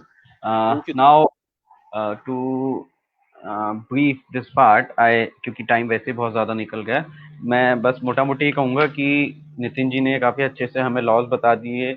Abhishek ji as usual जैसा दोनों part में उन्होंने किया, बहुत timely और specific precise जवाब उन्होंने मेरी क्वेरी का दे दिया। और बाकी जो नितिन जी से कुछ एक बच गए थे वो हमें सुनील सर ने अच्छे से बता दिए। अब हम चलेंगे हमारे थर्ड पार्ट में, और मैं अपने स्पीकर से एक रिक्वेस्ट करूंगा कि क्योंकि हम 1 घंटे से ज़्यादा हो चुका है, मैं बहुत स्पेसिफिक सवाल पूछूंगा आप लोगों से, और I request you to give specific answer within 2 minutes, जैसा आपको लगे। हमारा थर्ड पार्ट है role, power and duty of judiciary. तो इस पार्ट में हमारे फर्स्ट स्पीकर अभिषेक जी रहेंगे। अभिषेक जी, जैसा कि अभी पिछले हफ्ते ही 2 जजमेंट आई है, मतलब इसी हफ्ते जो ये हफ्ता निकला है, 2 जजमेंट आई है, गुजरात हाई कोर्ट का डिवीजन बेंच की, और एक आई है कर्नाटका हाई कोर्ट की डिवीजन बेंच की, जिन्होंने स्टेट को बोला है कि जो माइग्रेंट लेबर हैं या जो भी माइग्रेंट हैं आपकी स्टेट से किसी दूसरी स्टेट में जा रहे हैं, तो उनका जो खर्चा है वो आप वहन कीजिए, वो आप उठाइए, वो आप दीजिए, या तो रेलवे दे और नहीं तो आप दीजिए। तो ऐसा क्यों है कि जब जुडिशरी को ही बीच में आना पड़ता है, उसके बाद स्टेट को रियलाइज होता है कि ये जो खर्चा है, मतलब एक पैसे की वजह से माइग्रेंट एक अपने घर ना जा पाए, ऐसा नहीं होना चाहिए। और क्या आपको लगता है जुडिशरी ने अभी तक, जितना भी 2 ढाई महीने में हुआ है, जुडिशरी ने अपना कर्तव्य अच्छे से निभाया है? Over to you sir. जी थैंक यू थैंक यू। नहीं, तो इसमें मैं वही बोलना चाहूंगा, जैसा कि हमें ये मालूम चला था कि माइग्रेंट लेबर को पे भी करना पड़ेगा, तो समझिए खर्चा अगर मोटा मोटी अगर आप समझते हैं कि माइग्रेंट लेबर को ट्रेन या बसों के थ्रू भेजने का, तो 200 से 250 करोड़ के ऊपर खर्चा नहीं आता। लेकिन फिर भी सरकार में पता नहीं किस पॉलिसी मेकर ने या किसने ऐसा पॉलिसी में वो लूपहोल छोड़ दिया, पॉइंट डाल दिया कि उन्हें 200 या 250 करोड़ का एक अब देखिए पूरे प्रोसेस में कितना ड्रामा हो गया कि आपने जब बोला रजिस्ट्रेशन लिंक दिया तो अब 800 रुपए या 1000 रुपए जो भाड़ा होगा, एक तो पहले उनके पास खुद ही पैसे नहीं है, 800 रुपए किसी और पॉलिटिकल पार्टी ने बोला कि हम देंगे, या सरकार की तरफ से भी कुछ लोग मतलब जो उस पार्टी के थे उन्होंने बोला कि चलो हम भी अब करेंगे। तो ये जो प्रोसेस में टसल हुआ, तो इसके कारण बहुत ही प्रॉब्लम हुआ लोगों को। लेकिन लास्ट में सरकार ने फिर उसको ठीक कर दिया कि चलो अब रेलवे ही इसका वहन करेगी। रेलवे कोई मोटा मोटी मुझे नहीं लगता कि इतना ज्यादा इससे कोई फाइनेंशियल लॉस, और इस टाइम में फाइनेंशियल लॉस की हम बात क्यों करें जबकि ऐसा सिचुएशन आ चुका है। तो अब जो आप ये पूछ रहे हैं कि कर्नाटका हाई कोर्ट ने ऐसा जजमेंट दिया उसके बाद ये हुआ, ये तो कर्नाटका हाई कोर्ट सही टाइम पे इंटरवीन किया और लोगों को वहां से जाने की अनुमति दी। आप समझिए मोबिलिटी भी एक चीज होती है, क्या वही अभी के टाइम में रिस्ट्रिक्टेड है, लेकिन अगर आप दूसरे लोगों को जाने दे रहे हैं तो क्यों ना इनको भी आप जाने का प्रोविजन रखें, और उसमें भी आप भाड़ा मांग रहे हैं। तो ये तो हमारे अंदर के पॉलिसी मेकर के जो भी एक थी वो और सामने आ गया। तो मैं उसी पॉइंट को बार बार दोहरा रहा हूँ कि जो भी पॉलिसी बने या नॉट बने, तो वो गवर्नेंस में इतना ज्यादा एंट्रेंच रहे कि वो कंपैशनेट रहे और व्यवस्थित रहे हमारे माइग्रेंट वर्कर की तरफ, कि यार उनकी क्या समस्या है उनके तरफ से जाके सोचना है। ये वही क्लासिकल कॉन्फ्लिक्ट है कि एसी रूम में बैठ के आपने पॉलिसी लिख दिया, आपको कुछ पता ठिकाना है नहीं। अभी आप समस्याएं देखिए उनकी कितनी ज्यादा है। अभी जो सारे में और पॉइंट जो मैंने बिंदु डाला था, तो उसमें आप सारा समझ रहे हैं कि किस तरीके से प्रॉब्लम है। तो इसको मैं ये समझूंगा कि हाईकोर्ट ने राइट टाइम पे इंटरवीन करके इसको संभाला, चीजों को सरकार को भी एक एक डायरेक्शन दिया। तो इसका कभी कभी जरूरत ही पड़ता है, और कभी कभी आप लोग जानते हैं जुडिशियल एक्टिविज्म क्रॉस भी करता है कहीं कहीं पॉलिसी मेजर में, और या वो उनको इंटरवीन नहीं करना चाहिए तो वो भी डायरेक्टिव देती है। तो ये तो क्लासिकल कॉन्फ्लिक्ट है, चलते रहेगा, लेकिन इसका फायदा माइग्रेंट लेबर को मिला तो इससे बड़ी बात उसको नहीं लगती है। जी thank you. Okay, thank you very much, Abhishek ji. Now let's move to our next speaker. Sunil ji के पास चलते हैं जानने के लिए। सुनील जी, जैसा कि मैंने एक सवाल मैंने कहा आपसे सबसे पूछूंगा अपने स्पीकर से, तो आपके लिए मैंने सवाल रखा है कि नितिन जी ने इसका डिस्कशन किया, दुष्यंत दवे जी जो सीनियर एडवोकेट भी हैं और इस वक्त वो सुप्रीम कोर्ट बार एसोसिएशन के प्रेसिडेंट भी हैं, उन्होंने अभी कुछ 2 दिन पहले अपनी एक स्टेटमेंट रिलीज की जिसमें उन्होंने बोला कि सुप्रीम कोर्ट जो है failed to act as per the constitutional role to protect the basic rights of the citizen of the country during the कोविड-19 लॉकडाउन। तो यानी कि जैसे आर्टिकल 32 भीमराव अम्बेडकर जी ने भी कहा सोल ऑफ कॉन्स्टिट्यूशन है, आर्टिकल 32 के तहत सुप्रीम कोर्ट की ड्यूटी है ये कि भारतीय नागरिकों के या अदरवाइज भी किसी एलियन के भी फंडामेंटल राइट जो उसके हमारे कॉन्स्टिट्यूशन में दिए गए हैं उनकी रक्षा करना। तो दुष्यंत दवे जी का कहना है उसमें फेल हो गया है सुप्रीम कोर्ट। आपको क्या लगता है सर? 2 मिनट में सर, समय की थोड़ी As I think we cannot question the responsibility of the Honorable Supreme Court, because that is the apex body. But we can say that whatever be the matter, the matter in the Gujarat and the recent matter, the Supreme Court disposed the application, the PIL seeking the giving the direction to central and the state on 16th May 2020. The Supreme Court disposed the application, disposed the PIL. Stating that it is the responsibility of the state and the central government, and they should file the action taken report. So I am not satisfied, and I am not saying that the Supreme Court is failed. Rather, the Supreme Court proactively they have did their job very good in the very beautiful manner, and we can say when the legislature and the executive are on the dormant stage, in that situation, the judiciary will become a supreme you can say the supreme actor, so that they can implement and they can seek they can give the direction to the state and the central government. So whatever be the recent judgments are there, and whatever be the recent directions by the Supreme Court is there, so that is a good step by. But side by side we can say that it is a judicial overreach. Sometimes judicial overreach is a good thing, so that when the state and the central government and the particular angle, when they are not looking towards that thing, then the Supreme Court becomes the protector and the guardians of the general public. Okay, thank you very much sir. Thank you. Okay, now Nitin ji के पास चलते हैं। नितिन जी, 2 सवाल मैंने पूछे court से संबंधित। हमारे अभिषेक जी ने कहा कि हाई कोर्ट ने अच्छा काम किया, मैं भी अप्रिशिएट करता हूँ। सुनील जी ने कहा कि सुप्रीम कोर्ट कभी-कभी ज्यादा अपनी ताकत से या ज्यादा आगे चले जाते हैं एग्जीक्यूटिव कामों में, लेकिन उसने ठीक काम किया इस स्थिति में। एक सुप्रीम कोर्ट की स्टेटमेंट थी, PIL डली थी औरंगाबाद के मुद्दे पे। सुप्रीम कोर्ट ने उसमें एक स्टेटमेंट दी थी कि how can we stop them from walking, ये कह के उन्होंने वो PIL डिसमिस कर दी थी। तो अब सवाल यहाँ पे ये है कि जब article 14, article 15, article 19(1)D, article 19(1)E, article 21, article 23 इतने सारे फंडामेंटल राइट स्टेक पे हैं, तो क्या सुप्रीम कोर्ट ये कह सकता है how can we do something? तो if not supreme court then who will do something? Over to you sir. Thank you so much Deepak ji. Actually होता क्या है कि supreme court can not command the executive to answer in brief. मैं बताना चाहूंगा आपको कि supreme court, judiciary, state high court, ये सब दे कैन गिव एडवाइस कि आप सेंटर को कि आप गाइडलाइंस पे फ्रेम करके दे सकते हैं कि आप ऐसा काम करिए। जैसे कि कई सारे केसेस में विटनेस प्रोटेक्शन स्कीम हो गई, या कई सारे रोड एक्सीडेंट जो परमानंद कटारा वाला जो केस था 94 का, कि आप किसी अगर इंजर्ड को हॉस्पिटल पहुंचा रहे हैं तो गाइडलाइंस इशू कर सकता है कि इस लाइंस पे आप as an expert supreme court के पैनल की जजेस की पैनल बिठा के कि आप इस तरीके का कोई एक्ट बनाइए और पब्लिक की कन्वीनियंस के लिए आप for the sake of justice आप इस टाइप का कोई लॉ लेके आइए। वो कमांड नहीं कर सकते, because they in our constitutional setup we are a federal structure, जो मोर प्रैक्टिकली कहें तो we are quasi federal as professor K C Wheare cited.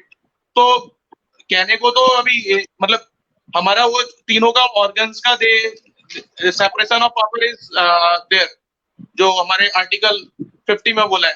तो होता क्या है कि वो उनको एक दूसरे को कमांड नहीं करेंगे, बस एक गाइडलाइंस दे सकते हैं।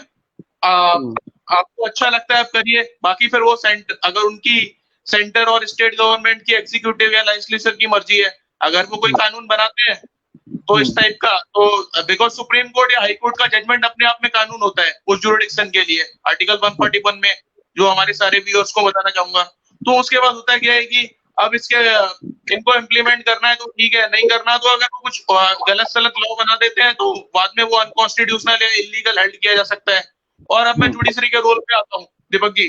सो मोटो कॉग्निजेंस लेना मतलब ये सुप्रीम कोर्ट की काफी एक अच्छी और हाई कोर्ट्स का एक काफी अच्छा उनके जुडिक्शन में आता है कि अगर इनएक्शन है जो इसकी लेजिस्लेचर या फिर एग्जीक्यूटिव की वजह से, तो वो सो मोटो कॉग्निजेंस लेके उसका और एक अच्छी रेमेडी साइड कर सकते हैं। और उसकी इम्प्लीमेंटेशन तो जो करनी है पुलिसिंग के थ्रू, अभी हमारे पुलिस का भी कुछ अच्छा थोड़ा चेहरा देखने को सामने आया है, तो इम्प्लीमेंटेशन जो कराना है वो हाईकोर्ट जजेस भी करा सकते हैं पुलिसिंग के थ्रू, है ना। और डॉक्टर्स, और जैसे एमपी में कंपलसरी बोल दिया कि मेडिकल स्टाफ को आप सर्विसेज देंगे, जो हमारी आर्टिकल 51A(D) ड्यूटी की, अभी ये ड्यूटी की बारी है, अभी राइट्स का नहीं देखेंगे हम। अभी सबको, जैसे कि हमारे डॉक्टर्स हो गए, लॉयर्स, इवन लॉयर्स भी सफर कर रहे हैं, उनके पास भी बिजनेस नहीं है, डॉक्टर्स के पास क्लिनिक में कोई नहीं आ रहा है, तो ऐसा नहीं है कि सिर्फ लेबरर्स सफर कर रहे हैं, बट होता है क्या है कि उनका थोड़ा इनकम जो है वो काफी सैलो है, मतलब उनके पास जो इनकम का सोर्स है वही बहुत कम है, तो वो वहाँ पे आप देखें ना, आप अगर छोटे से पॉइंट में पत्थर मारे तो पानी अच्छा खासा उछल जाता है, लेकिन आप अगर वही पत्थर बड़ी नदी या उसमें समुद्र में फेंके तो इतना वो अफेक्ट नहीं करेगा।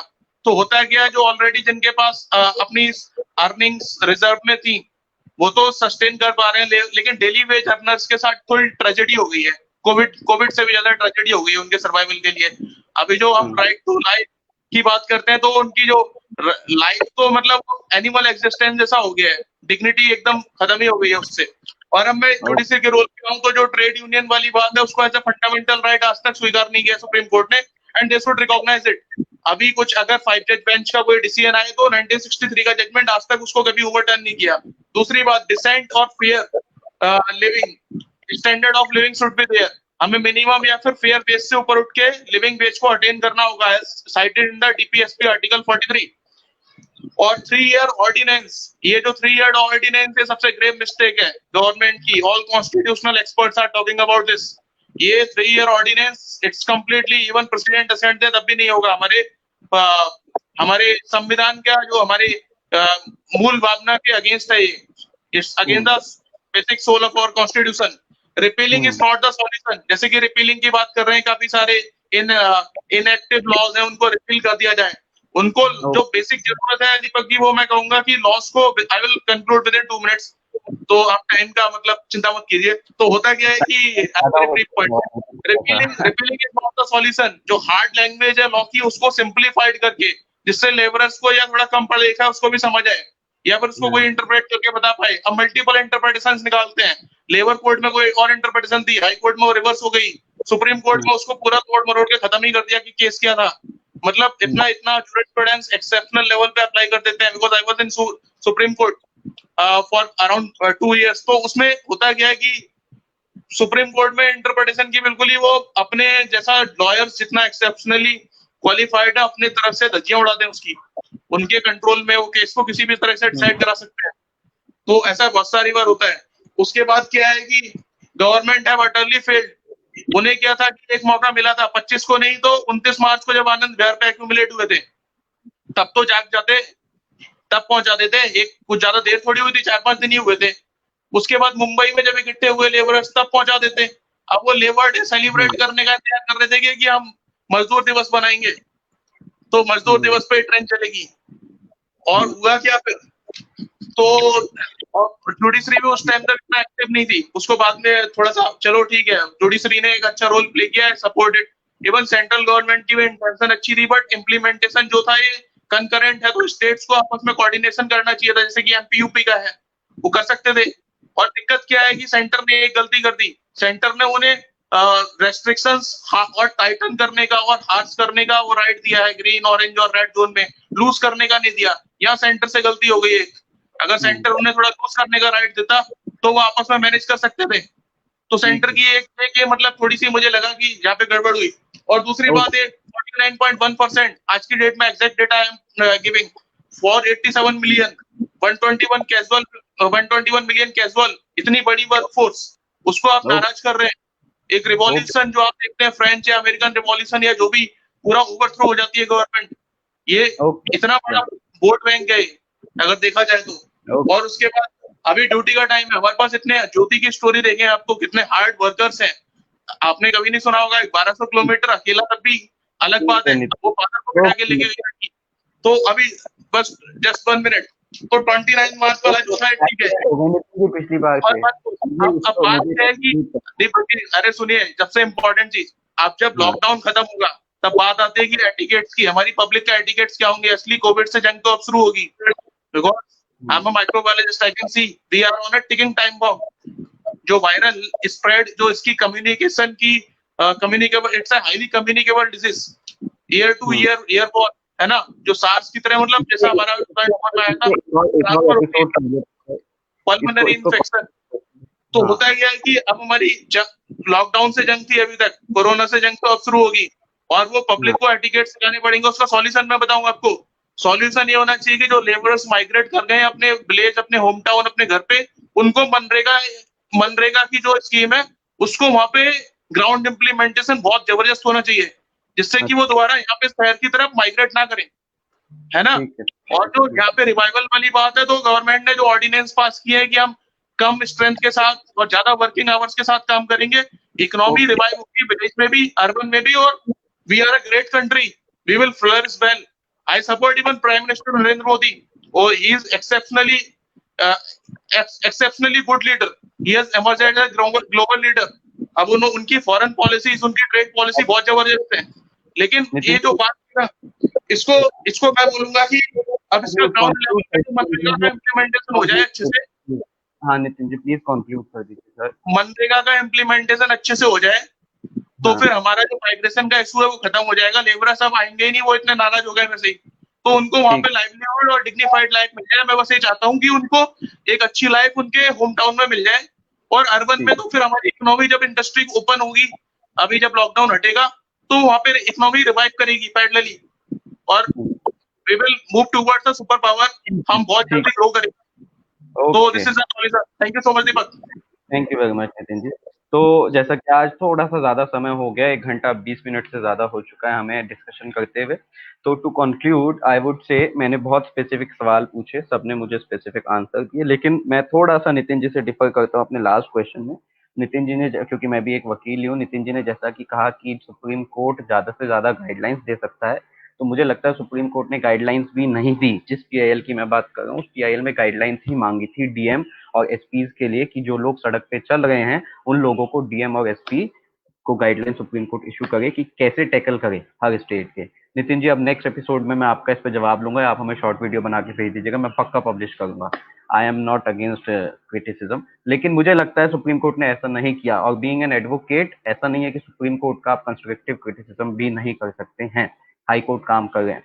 तो खैर, अपना आज का टॉपिक हम यहीं खत्म करते हैं। आशा करता हूँ आप लोगों को ये टॉपिक पसंद आया होगा, और आज का डिस्कशन भी पसंद आया होगा, कुछ नई चीजें आपने सीखी होंगी, नए लॉ सीखे होंगे। यदि आपको हमारा टॉपिक, हमारे डिस्कशन पसंद आते हैं, आप हमारे यूट्यूब चैनल को सब्सक्राइब कर सकते हैं और हमारे फेसबुक पेज को फॉलो कर सकते हैं और अपडेट्स के लिए। मैं अपने आज के सारे स्पीकर्स का धन्यवाद देता हूँ जुड़ने के लिए। बहुत बहुत धन्यवाद आपका, अभिषेक जी, सुनील जी एंड नितिन जी, और अपने सभी दर्शकों का भी धन्यवाद देता हूँ।